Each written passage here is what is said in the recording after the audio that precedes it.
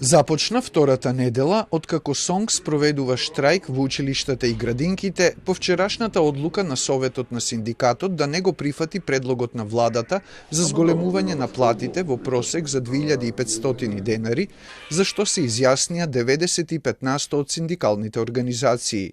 Според нив, исплатата само на придонесите додека штрајкуваат, што вчера ја најави владата, и обидот да се ангажира заменски кадар во училиштата и градинките се притисоци кои не значат ништо.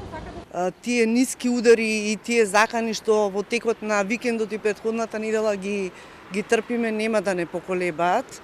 Кратењето на дневници или заменските наставници не значат ништо. Прво се обидоа со заменски наставници, видоа дека не може да се најдат такви луѓе.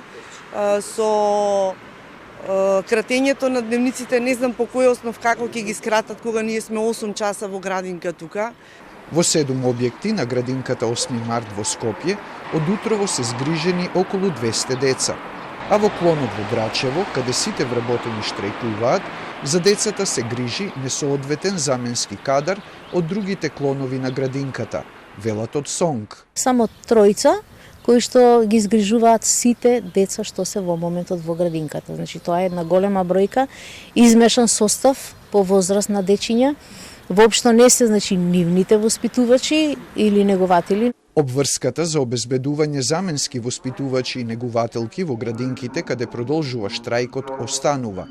СОНК требаше да ја прифати последната понуда на владата за пораст на платите за 10%, со што зголемувањето од крајот на 2019 до сега би било за 31%, рече министерката за труд и социјална политика. Навистина на прифаќањето на таквото решение не представува ништо друго, туку уцена и грижа за личните интереси на СОНК, а не за интересите на децата и на учениците. На Фејсбук реагираше и премиерот. Владата прави се што треба за да го одржи диалогот и да најде заеднички јазик, но барањата и односот на СОНК се целосно неприфатливи. Местото на децата е во училиштата и во оваа ситуација единствено СОНК и раководството се одговорни за тоа што тие не го остваруваат правото на образование.